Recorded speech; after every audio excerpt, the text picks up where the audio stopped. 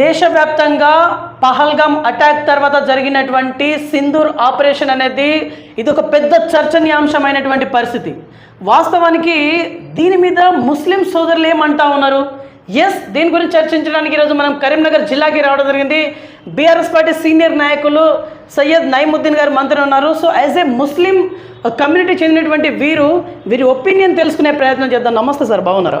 బాగున్నాం. బీవీఆర్ ఛానల్కి ధన్యవాదాలు. అందరికీ నమస్కారములు. జై తెలంగాణ, జై హింద్, జై జవాన్. ఓకే సార్, పాయింట్కి వస్తున్నా. బేసికల్లీ మీరు ఒక ముస్లిం సమాజ్కి చెందినటువంటి ఒక వ్యక్తి. ఇప్పుడు మన పార్టీలు పక్కన పెడదాం. మీరు ముస్లింకి సమాజ్ చెందినటువంటి ఒక వ్యక్తి. ఈ టెర్రర్ అటాక్ పహల్గామ్ నుంచి మనం స్టార్ట్ చేద్దాం. పహల్గామ్లో అంటే ఇక్కడ ముస్లిం ఉగ్రవాదులు అని చెప్పేసి మీరు కూడా విన్నారు.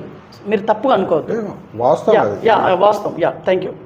సో అక్కడ హిందువులని టార్గెట్ చేయడము కంప్లీట్గా చెప్పి మరీ చంపడం అనేది మీరు దీన్ని ఎట్లా వర్ణిస్తారు? యాక్చువల్లీ చాలా బాధాకరం.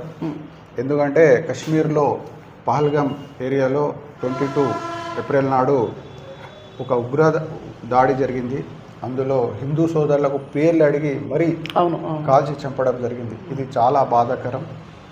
దీనిని మేము యావత్తు ముస్లిం సమాజం పక్షాన మేము తీవ్రంగా ఖండిస్తున్నాము. అదేవిధంగా మా ఇస్లాంలో లేదు. అమాయకులుగా ప్రజలను చంపే వ్యక్తి మా ఇస్లాంలో లేదు అనే ఇస్లాంకి సంబంధించిన వ్యక్తిగా మేము భావించాం. ఎందుకంటే ఇస్లాంలో ఒక మానవ జాతికి ఒక మానవుగా ఖచ్చితంగా మర్యాద, ప్రేమగా ఉండాలని మా ఇస్లాం చెప్తుంది. వాళ్ళు అసలు యాక్చువల్గా ఉగ్రవాదం అంటేనే ఏ మతం సంబంధించిన వ్యక్తి కాదు. అది ఉగ్రవాది, అతని మతమే ఉగ్రవాది. కానీ దీనికి ముస్లింలకు సంబంధం ఉండేది. మేము చూసినాం, చాలా బాధాకరం. 26 పర్యాటకులు చనిపోయారు. అందులో 2 విదేశీయులు కూడా ఉన్నారు. అందులో కూడా అక్కడ స్థానికంగా పనిచేసే ముస్లింలు టూరిస్టులకు, పర్యాటకులకు ఎంతో సహాయం చేసినారు, కాపాడినారు. ఆదిల్ గారని మనం చూడొచ్చు. ఆదిల్, సయ్యద్ ఆదిల్ మరణించారు. ఆయన ఒక ముస్లిం వ్యక్తి, హార్స్ రైడర్, కాపాడడానికి మరణించారు. అదేవిధంగా టూరిస్ట్ నజాకత్ అని అతను ఒక గైడ్. 11 మందికి 1 కిలోమీటర్ల టూరిస్టులకు గైడ్ ఆయన కిలోమీటర్లకు ఒక 14 కిలోమీటర్ దాదాపు తీసుకుపోయి పర్యాటకులు కాపాడే ప్రయత్నం చేసింది. ఇది వాస్తవంగా ఏంటంటే ఒక మతానికి సంబంధించి మనం భావించవద్దు. ఒక ఉగ్రవాదం అన్నప్పుడు వాళ్ళ ప్లానింగ్ వేరుంటుంది ఖచ్చితంగా. మళ్ళీ అక్కడ కొన్ని ఆరోపణలు కూడా ప్రభుత్వం మీద వచ్చినాయి. ఏంటంటే అక్కడ ఆర్మీ లేకుండే, అంటే ఒక సెక్యూరిటీ ల్యాబ్స్ జరిగింది వాస్తవంగా. అంటే సార్ అక్కడ సడన్గా అటాక్ జరిగింది, తెలియదు కదా, ఎవరికి తెలియదు. అంటే ఇంతకుముందు ఇన్ఫర్మేషన్ ఉందని ఖర్గే గారు, కాంగ్రెస్ ముఖ్య నాయకులు, జాతీయ నాయకులు, జాతీయ అధ్యక్షులు బీజేపీని ఆరోపించారు. ఏంటంటే అక్కడ ఒకటి ఇన్ఫర్మేషన్ వచ్చింది ఉగ్రవాది జరుగుతుందని. అందుకోసమే పిఎం గారు అక్కడ పర్యటన ఉంటే క్యాన్సిల్ రద్దు చేసుకొని అటు సౌదీ అరేబియాకి పర్యటనకు వెళ్ళినారు. వచ్చిన వెంటనే మళ్ళీ బీహార్కి వెళ్ళినారు. ఎవరు? మన ప్రధానమంత్రి. అంటే అక్కడ వచ్చి మరి జరిగింది బాధాకరం కదా, ప్రపంచం మొత్తం బాధపడ్డది. కానీ అక్కడ వచ్చి సమీక్షించుడు, వాళ్ళకి ఎట్లా పట్టుకోవాలన్నట్టు చేయాలి. కానీ బీహార్లో పోయి మళ్ళీ అక్కడ నుంచి ప్రసంగాలు పట్టింది. అంటే ఒక రాజకీయం కుట్ర అని కూడా ఆరోపణలు వస్తున్నాయి వాస్తవంగా. ఇప్పుడు 4 వచ్చి చంపిర్రు, మరి ఇప్పుడు వరకు పట్టుబడలే. మరి ఎటు పోయారు వాళ్ళు? మేబీ మన భారతదేశంలోనే ఉండొచ్చు కదా. కావచ్చు, ఎంక్వైరీ చేయాలి కదా. ఇప్పుడు మనము ఎవరు చేసిరో వాళ్ళకి పట్టాలి ఫస్ట్. అది చేయక ఒక మైనార్టీల మీద ఒక దుష్ప్రచారం చేయడానికి ప్రయత్నించింది కేంద్ర ప్రభుత్వం కానీ బీజేపీ ప్రభుత్వాలు కానీ. దీన్ని మేము తీవ్రంగా ఖండిస్తున్నాం. ఓకే, ఇప్పుడు ఓవరాల్గా దీని తర్వాత పహల్గామ్ అటాక్ తర్వాత సింధూర్ ఆపరేషన్ అనేది ఏర్పడ్డది. దీని మీద మీరు ఏమైనా మాట్లాడాలనుకుంటారా? ఖచ్చితంగా. ఇప్పుడు ప్రభుత్వం ఈ దుర్ఘటన ఉగ్రదాడి జరిగిన తర్వాత యావత్తు దేశం, అంటే విపక్ష పార్టీలు కావచ్చు, మతాలకు, కులాలకు, ప్రతి ఒక్కరూ కేంద్ర ప్రభుత్వం మేము గంటంగా ఉంటాం, వాళ్ళకు మీరు ఖచ్చితంగా జవాబు ఇవ్వాలి, పట్టుకోవాలి, వాళ్ళకు ఖండించాలని, ఖచ్చితంగా వాళ్ళ మీద చర్య తీసుకోవాలని మా పార్టీ కూడా తీవ్రంగా ఖండించింది, చెప్పింది. ప్రతి ఒక్కరు చెప్పారు. ఎందుకంటే ఒక మానవత్వం గల ప్రతి ఒక్క వ్యక్తి కూడా ఖండిస్తారు దీనికి. మళ్ళీ కూడా సపోర్ట్గా నిలబడ్డారు. కేంద్ర ప్రభుత్వానికి మొత్తం ఫుల్ రైట్స్ ఇచ్చారు. విపక్ష పార్టీలు కూడా, కేంద్ర ప్రభుత్వం కూడా పిలిపించి విపక్ష పార్టీలు మీటింగ్ పెట్టి మేము ఇట్లా చేస్తున్నామంటే ఒకే రైట్ అన్నారు. మన సైనికులు కూడా సూపర్గా వాళ్ళకి మేము సెల్యూట్ చేయాలి. సూపర్గా వాళ్ళు కూడా టార్గెట్కు రీచ్ అయ్యారు. 9 స్థావరాలను ధ్వంసం చేసినారు. మాకు తృప్తి అనిపించింది. అది ఎవరు దానికి మనం కాదంటలేం. కానీ అదే సమయంలో మోడీ గారు, కేంద్ర ప్రభుత్వం కావచ్చు, డిప్లొమాటిక్గా ఫెయిల్ అయ్యారు.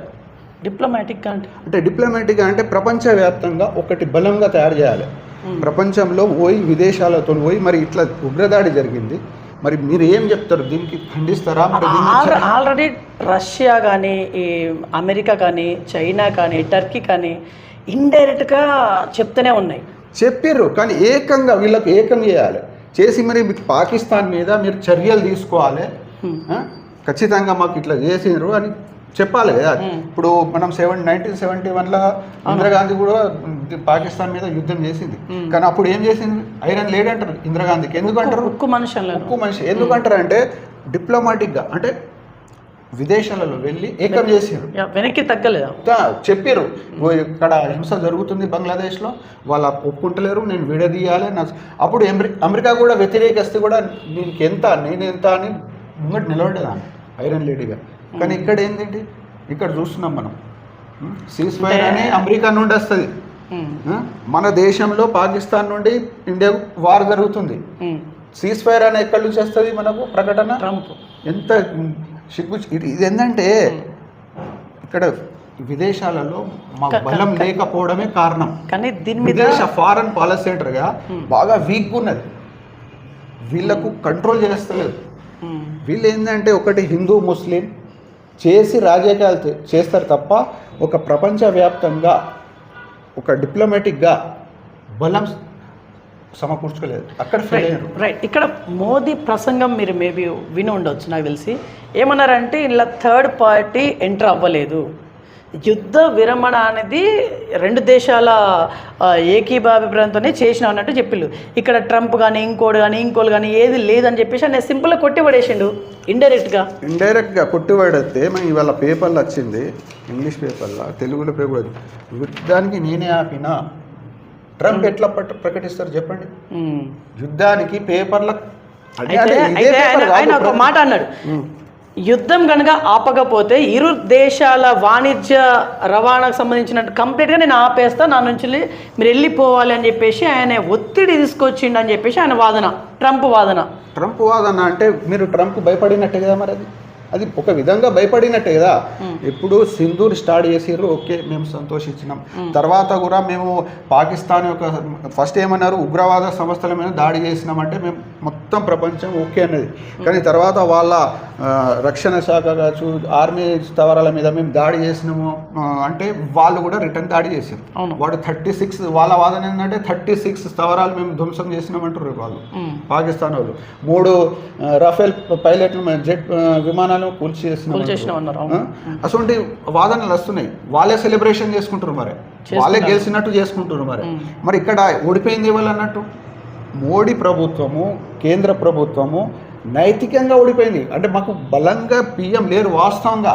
అసలు రాజీనామా చేయాలి మోడీ గారు. ప్రస్తుతం రాజీనామా చేసి నా వల్ల కాలేదు అని వేరే బీజేపీలో మంచి నాయకులు ఉన్నారు మనకు, ఖడ్గరి గారు కావచ్చు, అటువంటి మంచి నాయకులు ఉన్నారు. వాళ్ళకి అవకాశం ఇవ్వాలి. ఎందుకంటే ఫారెన్ పాలసీ మొత్తం కొలాప్స్ ఉన్నది. ఇప్పుడు చూడొచ్చు పాకిస్తాన్ వైపు చైనా ఓపెన్గా మేము సపోర్ట్ చేస్తున్నాం. చైనా, టర్కీ డ్రోన్స్ కూడా పంపిరు. ఒక దాదాపు ఒక ఇంటర్నేషనల్ పేపర్లో కావచ్చు, మనం ఇంటర్నేషనల్ మీడియా వింటే, ఇక్కడైతే మనం గోధి మీడియా మొత్తం అబద్ధాలు చెప్తుంది ప్రతిదీ. ఎందుకంటే మనం ప్రభుత్వానికి కానీ మన దేశానికి సపోర్ట్గా ఉండాలి, కానీ వాస్తవాలు కూడా చెప్పాలి. కానీ అక్కడ చెప్తలేదు. అది ఇంటర్నేషనల్గా మనము న్యూస్ వింటే దాదాపు పాకిస్తాన్ సైడే వాళ్ళు దాదాపు ప్రపంచంలో సపోర్ట్గా ఉన్నట్టు ఒక వాదన వచ్చింది. ఏంటంటే ఈ పరిస్థితుల్లో కూడా పాకిస్తాన్కి లోన్ ఇచ్చారు, ఐఎంఎఫ్ లోన్ ఇచ్చారు. మరి ఎట్లా శాంక్షన్ అవుతుంది? మనం ఈ యుద్ధ సమయంలో. అయితే అక్కడ అమెరికా ఒక వివరణ ఇచ్చింది. IMF నుంచి లోన్ వచ్చిందంటే పాకిస్తాన్కి ఆర్థికంగా మేము ఇచ్చినామన్నట్టు. దాన్ని పాకిస్తాన్ ఎట్లా యూజ్ చేసుకుంది? గన్స్, వెపన్స్ కోసము పాకిస్తాన్ యూజ్ చేస్తుంది కదా, మీకు తెలిసింది విషయమే కదా. అయినా సపోర్ట్ చేసినట్టే కదా అక్కడ ఇచ్చింది. అమౌంట్ అయితే శాంక్షన్ అయింది కదా. అంటే ఇప్పుడు అది ఒక్కటే అమెరికా కాదు, చైనా ఉంటుంది, దాంట్లో రష్యా ఉంటుంది, జర్మనీ, పెద్ద పెద్ద దేశాలు అన్ని ఓట్లు వేస్తారు. ఓట్లు వేసిన తర్వాత శాంక్షన్ అవుతాయి. అంటే ఇండియాను ఒకటే వ్యతిరేకించింది, ఇతర దేశాలు సపోర్ట్ చేసినట్టే కదా దానికి వచ్చిందంటే ఈ పరిస్థితుల్లో. కాబట్టి ఇది మన నరేంద్ర మోడీ గారు కావచ్చు, మన కేంద్ర ప్రభుత్వం బీజేపీ అనాలోచిత నిర్ణయాలు. ఇంతకుముందు కూడా నోట్ల పెద్ద నోట్ల నద్దు, అదేవిధంగా కరోనా సమయంలో సడన్గా లాక్డౌన్, 3 నల్ల చట్టాలు. మన రాహుల్ గాంధీ కూడా చెప్తారు కదా, ఈ బీజేపీ వల్ల మా ప్రపంచంలో మా వాల్యూ పోతుంది. ఇప్పుడు మా ప్రపంచంలో యాక్చువల్గా ఇండియా అంటే ఒక మంచి ఇమేజ్ ఉన్నది. ఎట్లా అంటే డెవలప్మెంట్ కంట్రీ, ఒక పవర్ఫుల్ కంట్రీ, ఎదుగుతున్న కంట్రీ అని. కానీ ఇప్పుడు ఒక చిన్న దేశం, అది పాకిస్తాన్ ఒక పెద్ద దేశం కాదు, ఒక చిన్న దేశంతో కూడా మనం గొడవ బట్టి దాంట్లో కూడా సక్సెస్ అయినట్టు కనిపిస్తలేదు కదా, అది బాధ. అది ఇప్పుడు ఓవరాల్గా ఈ సింధూర్ ఆపరేషన్ తర్వాత జరిగినటువంటి యాక్టివిటీ మొత్తాన్ని వార్ అనొచ్చా? 100% వార్ అన్నట్టు. ఆపరేషన్ అంటే సింధూర్ వరకు క్లోజ్ చేస్తే వీళ్ళు ఒక బాగుండే. మేము ఏంటంటే స్థవరాలు ధ్వంసం చేసినాం, తర్వాత మేము ఫారెన్ పాలసీగా మేము డిప్లొమాటిక్గా అందరికి ఏకతం చేస్తాం, ఎంక్వైరీ పెడతాం, వాళ్ళకు పట్టుబడతాం అంటే మంచికి సంతోషం. కానీ వీళ్ళు స్థవరాల మీద వేసిరు కదా పోకుండా, వీళ్ళే ఒప్పుకుంటారు. ఒక పక్క మేము వట్టిగా ఉగ్రవాద స్థవరాలు కొట్టినామంటారు, మళ్ళీ సెకండ్ టైం ఏమంటారు 11 మేము ఆర్మీ స్థవరాలను ధ్వంసం చేసినాము. అందులో కూడా నూర్ అని ఒకటి ఉంటుంది పాకిస్తాన్లో, నూర్ ఆర్మిక స్థలం, దానికి దగ్గరనే ఒక 1/2 కిలోమీటర్ దగ్గర న్యూక్లియర్ ప్లాంట్ ఉన్నది. అక్కడ కూడా కొట్టిరు వాళ్ళు. ఒకవేళ అదే మిస్ అయ్యి అదే ప్లాంట్ మీద పడితే పరిస్థితి ఏమంటుండే? ఒక న్యూక్లియర్ బాంబు డైరెక్ట్ పేల్చినట్టే కదా అది. వాళ్ళు అక్కడ పేల్స్తే ఇక్కడ కూడా పేలుస్తుండేది. అది ఆలోచించాలి వాస్తవంగా. ఒక న్యూక్లియర్ ఇప్పుడు ప్రపంచంలోనే మనకు ఒక 200 దేశాలలో, ప్రపంచంలో ఉన్న మొత్తం దేశం ఒక 200 అనుకోరు, దాంట్లో ఒక 9 దేశాల దగ్గరనే ఉన్నాయి న్యూక్లియర్ పవర్. ఇప్పుడు పాకిస్తాన్ దగ్గర ఉంది, మన ఇండియా దగ్గర ఉంది. అట్లనే అమెరికా, ఫస్ట్ అమెరికా దగ్గర ఉంది కదా. అటువంటి ఒక 9 దేశాల దగ్గరనే పవర్. ఇటువంటి దేశాలలో ఒక వికారమైన యుద్ధం అంటే అన్సక్సెస్ ఇది కాదు, ఏ దేశంతో కాదు. ఎందుకంటే న్యూక్లియర్ పవర్స్ ఉన్నాయి వాళ్ళ దగ్గర. వీళ్ళు బమ్ వేసినా, వీళ్ళు ర్యాకెట్ వేసినా, వీళ్ళు వేయకుండా న్యూక్లియర్ బమ్ అది పేల్చే అవకాశాలు ఉంటాయి. కాబట్టి వీళ్ళు డిప్లొమాటిక్గా ఖచ్చితంగా గెలవాలి. ఫస్ట్ వీళ్ళకి ఏకం చేయాలి.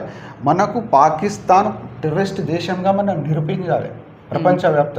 అప్పుడు అది పాకిస్తాన్కు మనం దబాయించవచ్చు. రైట్. ఇప్పుడు యుద్ధ విరమణ జరిగింది కదా, ఎవరి ప్రమేయం వల్ల జరిగింది అనుకుంటారు మీరు? చాలా స్పష్టంగా ట్రంప్ గారే చెప్తున్నారు.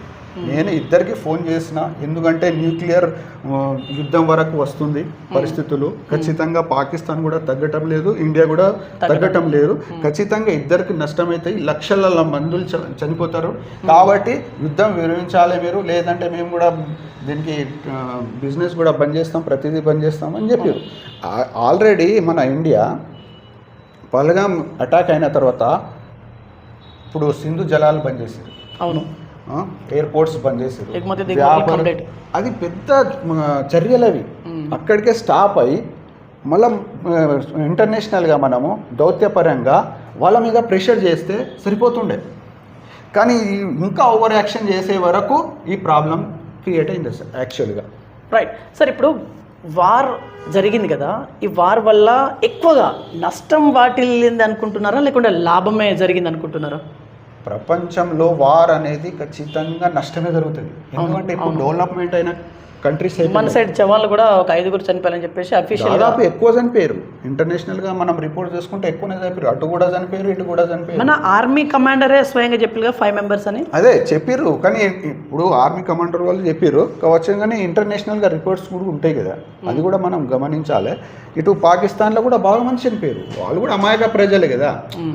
యుద్ధం అన్నప్పుడు ప్రాచీన కాలంలో ఎట్లుంటుండే, యుద్ధాల గుర్రాల మీద పోతుండే, రాజులు కొట్లాడుకుంటే సైనికులు, ప్రజలకి ఏం కాకపోదు. కానీ ఇప్పుడు యుద్ధాలంటేనే ప్రజలకే ఎఫెక్ట్ అవుతుంది. మరి ఒకవేళ యుద్ధం స్టార్ట్ చేస్తే అమిత్ షా కొడుకు పోవాలి, అక్కడ గన్ తీసుకొని పోవాలి, పోయి బార్డర్ మీద కొట్లాడాలి. ఆయన అమెరికాలో మంచిగా ఏసీలో కూర్చుంటారు, ఇక్కడ ప్రజలు చనిపోతారు అంటే ఇక్కడ న్యాయం చెప్పండి మరి. యుద్ధాలు అసలు జరగద్దు, జరిగితే ఇది ఏంటంటే ప్రపంచవ్యాప్తంగా నాశనమే జరుగుతుంది. రైట్. నెక్స్ట్ ఇప్పుడు మన భారతదేశం అంతా గగ్గులు పెడుతున్నటువంటి ఒక big news, operation Kagar. Operation Kagar వల్ల ఎంతోమంది మావోయిస్టులు చనిపోతూ ఉన్నారు, అంటే ఎదురు కాల్పులలో జరుగుతూ ఉంది, తర్జన భర్జన జరుగుతూ ఉంది. ఈ ఆపరేషన్ కగార్ గురించి మీ అభిప్రాయం ఏంటిది? ఇది మంచిది? ఆపరేషన్ కగార్ అనేది ఒక హింసకాండ. హింసనా? హింస ఖచ్చితంగా. మీరు కానీ మీ పార్టీ కానీ సపోర్ట్ చేయట్లేదు? 100% చేయదు. ఎందుకంటే 1,00,000 మంది ఆర్మీతోని కోట్ల బడ్జెట్ పెట్టి ఒక హింసతోని మనం ఒక ఆదివాసులను, ఒక దళితులను నేను కారణం లేకుండా చంపుతాం అంటే ఎట్లా చెప్పండి. ఇప్పుడు మన కేసీఆర్ గారు కూడా మనము జరిగింది బహిరంగ సభ, మాకు తెలుసుగా 27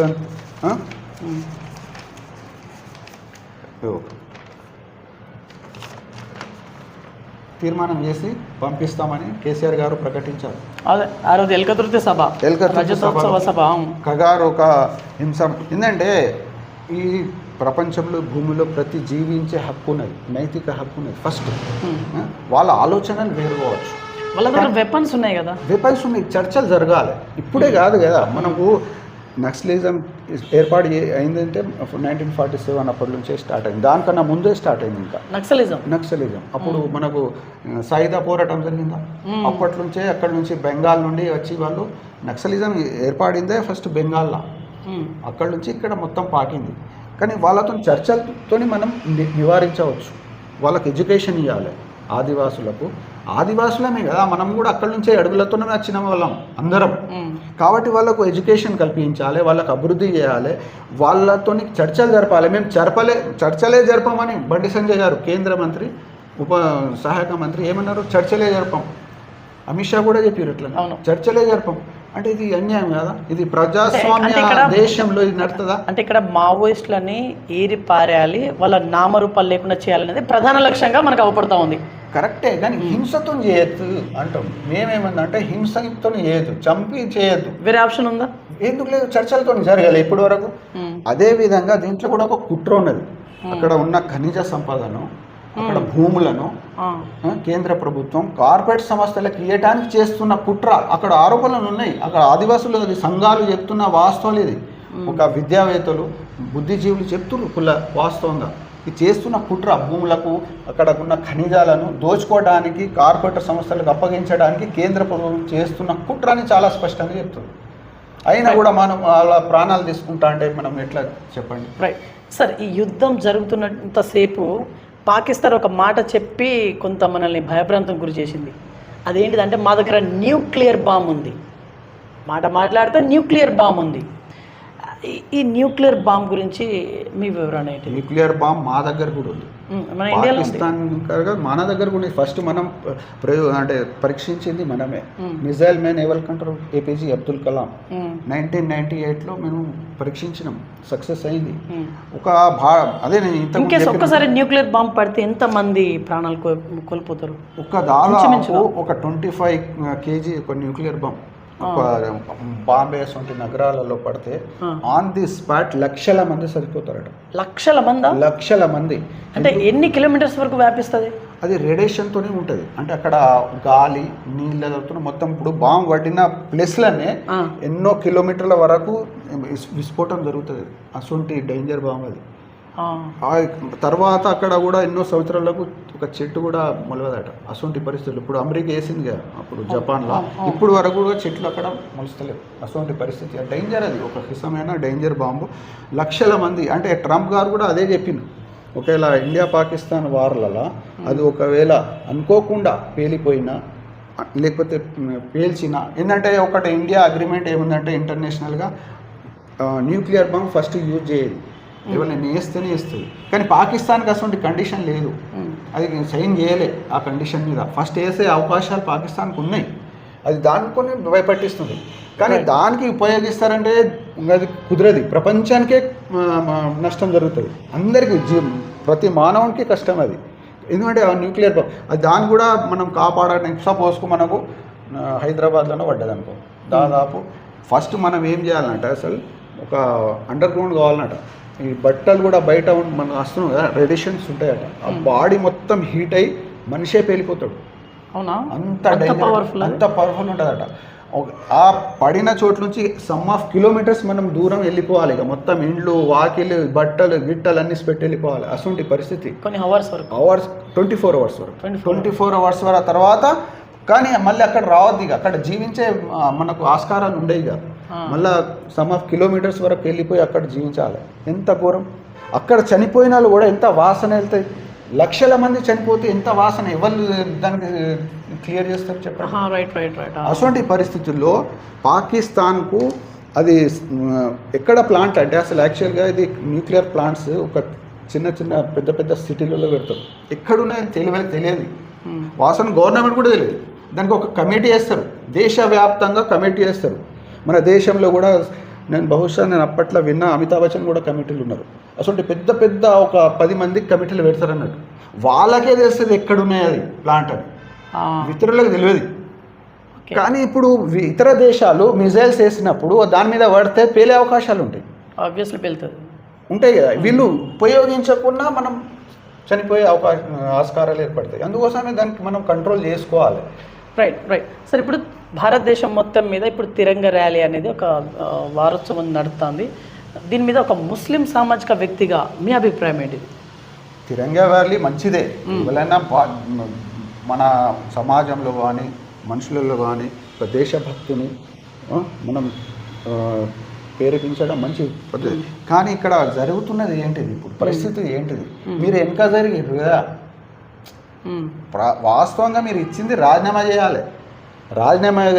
ఎందుకంటే మీరు సీజ్ ఫైర్కి మరి ఒప్పుకున్నారు, ఒక యుద్ధానికి పోయి మళ్ళీ వెనుకొచ్చినారు.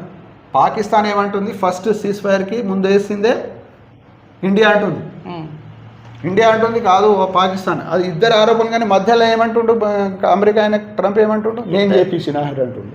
అతను అసలు సంబంధమే లేదు. భారతదేశ పాలసీ స్టార్టింగ్ నుండి ఏంటంటే భారతదేశ విషయాలలో, కశ్మీర్ విషయాలలో మూడో వ్యక్తి రావద్దు అని ఒక పాలసీ మాది. కానీ ఇక్కడ పాలసీ బ్రేక్ అయిపోయింది. ఇప్పుడు నేనే హెడ్, నేనే పంచాయత్ చేస్తా, నేనే సర్పంచ్ అని ట్రంప్ చెప్తున్నారు. మరి ఇది మనం ఫెయిల్ అయినట్టుగా, ఒక ఫెయిల్ కదా. మన ప్రధానమంత్రిగా ఒక అనాలోచిత నిర్ణయాల వల్ల మన దేశానికి నష్టం జరిగిందా జరగలేదా? కానీ నిన్న మోదీ ప్రసంగంలో ఎవరి మాట వినేది లేదు. ఇది ఇరు వర్గాల దేశాల మధ్య జరిగినటువంటి ఒప్పందంగానే ఉన్నట్టుగా నిన్న వారు చెప్పారు ప్రసంగంలో. ఓకే, చెప్పారు కదా. మరి ఎవరికి అడిగి సీజ్ ఫైర్ ఒప్పుకున్నారు?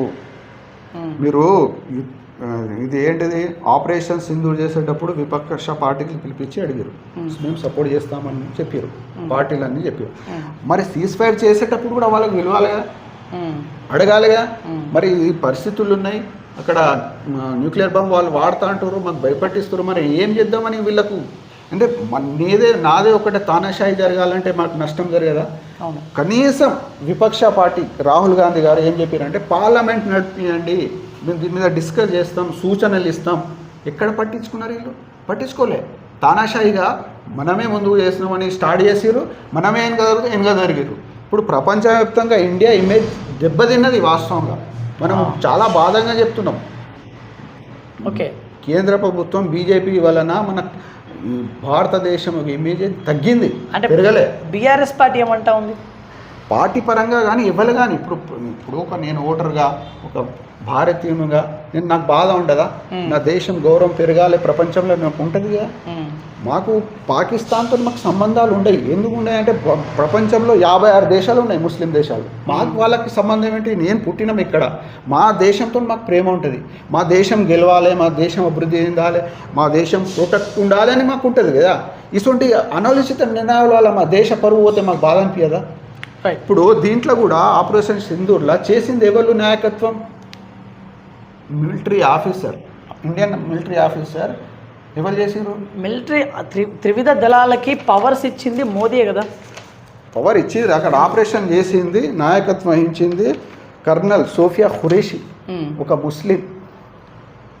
అవును, అంటే ఎందుకు పెట్టిల్లంటే, ఒక మహిళను ఎందుకు పెట్టిల్లంటే వాళ్ళ సింధూరాన్ని ఆర్పేషన్లు కాబట్టి ఆపరేషన్ సింధూర్ అనే పేరు పెట్టి ఒక మహిళ ఆమెతోని అదే, అందరూ ఆఫీసర్తోని స్వాగతించినాం. చేయించాలనే చేయించిరు, స్వాగతించినాం, మేము సంతోషించినాం.